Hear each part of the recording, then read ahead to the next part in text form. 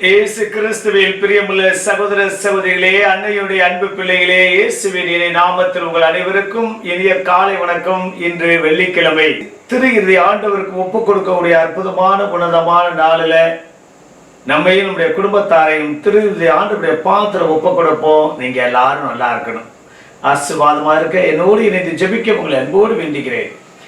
பிரியமான சகோதர சகோதரிகளே, 5ஆம் நூற்றாண்டில் தூங்காதவர்கள் ஒரு குழு, த ஸ்லீப்லெஸ் ஒன் என்று ஒரு குழு அலெக்சாண்டர் என்பவர் தொடங்கி 300 பேரை இணைத்து ஒரு குழுவாக வைத்துக்கொண்டு ஆண்டவருடைய 2வது வருகை எப்போது வேணாலும் வரலாம், அவர் வருகின்ற போது யாரும் தூங்கக்கூடாது என்பதற்காக குழுக்களாக பிரித்து இரவு பகலாக ஆண்டவருடைய வருகைக்காக காத்திருந்த குழுவினர் தான் த ஸ்லீப்லெஸ் ஒன் என்ற தூங்காதவர்கள் குழு. பிரியமான சகோதர சகோதரிகளே, இந்த குழு மட்டுமல்ல, பவுலருடைய வாழ்க்கையிலும் பார்த்தோம் என்றால் அவர் வாழ்கின்ற போதே அவரோடு இணைந்த மற்றவர்களும் இந்த 2வது வருகை நடக்க வேண்டும் ஆண்டவர் என்று 1 தெசலோனிக்கேயர்ல தெளிவாக கூறுகிறார். இப்படியாக ஆண்டவருடைய 2வது வருகைக்காக எத்தனையோ நபர்கள் காத்து கிடந்தார்கள். ஆனால் நடந்தது என்ன? ஆண்டவர் எப்போது வேணாலும் அவர் காலத்தையும் நேரத்தையும் அவர் கூறவில்லை. நான் மீண்டும் வருவேன் என்று சொல்லிவிட்டு சென்றிருக்கின்றார். அவர் எப்போது வேணாலும் திரும்பி வரலாம். ஆனால் திரும்பி வருகின்ற போது நாம் ஆயத்தமாக இருக்க வேண்டும், சித்தமாக இருக்க வேண்டும். அதற்கு நாம் யாரை போல வாழ வேண்டும் என்பதைத்தான் இன்றைய நற்செய்தியில ஆண்டவர் அருமையாக கூறுகிறார். ஒன்று, நோவாவை போலவும் லோத்துவை போலவும் நாம் வாழ வேண்டும். ஆனால் லோத்துடைய மனைவியை போல வாழக்கூடாது என்பதுதான். பிரியமான சகோதர சகோதரிகளே, இந்த 2 பேரும், நோவாவும் லோத்தும், இதோ சோதோம் நகரம் அழிக்கப்பட்டது, எரிக்கப்பட்டது, அதிலிருந்து தப்பி வருகிறார்கள். ஆனால் லோத்துவின் மனைவி திரும்பி பார்த்த மாத்திரத்தில் அவர் ஒப்பாக மாறுகிறார்.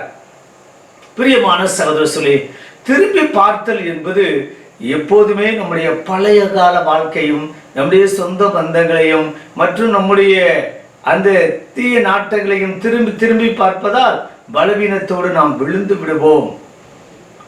இந்த நாளில இந்த லோத்துவை போல நோவாவை போல எதிர்நோக்கு கொண்டவராக உயர்ந்து பார்க்க வேண்டும், இன்னும் நாம் பயணிக்க வேண்டும் என்ற நிலையில் செல்லக்கூடிய நபர்களாக நாம் வாழ வேண்டும் என்பது முதல் பகுதியில ஆண்டவர் தெளிவாக. இருவர் மாவரைத்துக் கொண்டிருப்பார்கள், ஒருவர் விட்டுவிடப்படுவார், ஒருவர் எடுத்துக் கொள்ளப்படுவார். 2 நபர்கள் வயல்வெளியில் இருப்பார்கள், ஒருவர் விட்டுவிடப்படுவார், ஒருவர் எடுத்துக் கொள்ளப்படுவார் என்றால் என்ன அர்த்தம்?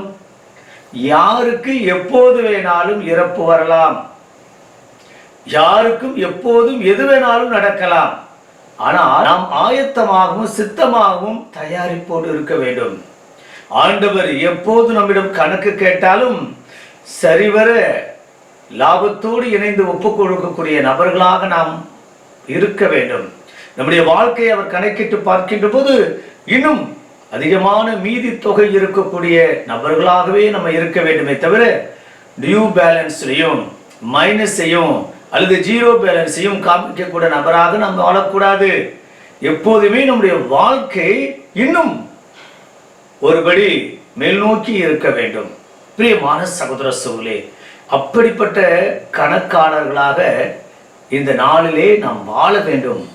ஆண்டவர் எப்போது அழைத்தாலும் வருகிறேன் என்று சொல்லக்கூடிய நபர்களாக இன்னும் அதற்காக இறப்பையை நினைத்துக் கொண்டிருக்க வேண்டும், கடைசி காலத்தில் நினைத்துக் கொண்டிருக்க வேண்டும், ஆண்டவருடைய 2வது வருகைக்காக காத்திருக்க வேண்டும் என்று காத்து கிடப்பதல்ல.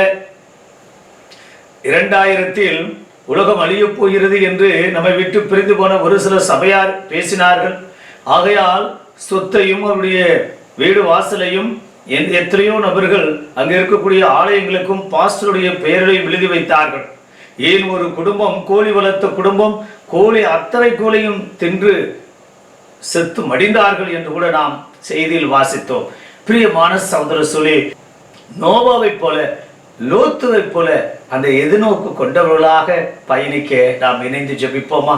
பரலோக தந்தையே இறைவா, இந்த அருமையான இனிமையான நாளுக்காக உமக்கு நன்றி செலுத்துகிறோம் தகப்பனே. நிறைய நேரங்களில் நாங்கள் விட்டு சென்ற அத்தனை நாங்கள் திரும்பி திரும்பி பார்க்கிறோம். அந்த பாவத்தில் விழுவதுதான் அப்பா தகப்பனே.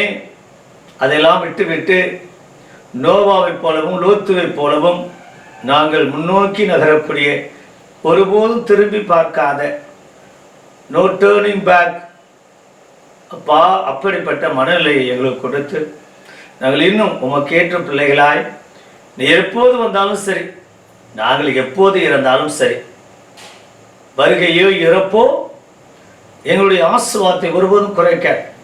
ஏனென்றால் அந்த அளவிற்கு நாங்கள் முன் தயாரிப்போடும் ஆயத்தமாகவும் சித்தமாகவும் உமக்கு ஏற்ற பிரமாணிக்கமான உண்மையான நல்ல நெறியோடு மதிப்பீடோடு சிறியோருக்கு உதவி செய்தலாம் எனக்கே செய்தீர் என்று சொன்ன தேவனே, நாங்கள் அப்படி சின்ன சின்ன காரியங்கள் வழியாக பெரிய காரியங்கள் வழியாக உமக்கு ஏற்ற பிள்ளையாய் அன்போடும் சமாதானத்தோடும் அரவணைப்போடும் எந்த ஒரு மன குறைவுமின்றி எப்போது வந்தாலும் ஆமென் என்று சொல்லக்கூடிய அந்த மனதார இறப்பையும் மற்றும் உன்னுடைய இரண்டாவது வருகையும் உடைய தீர்ப்பையும் ஏற்றுக்கொள்ளோடு பாசிட்டிவ் எனர்ஜிகளோடு வாழ கிருபை தரும்படி எங்கள் ஆண்டவராகிய இயேசு கிறிஸ்துவின் இனிய நாமத்தில் ஜெபிக்கிறோம் நல்ல பிதாவே.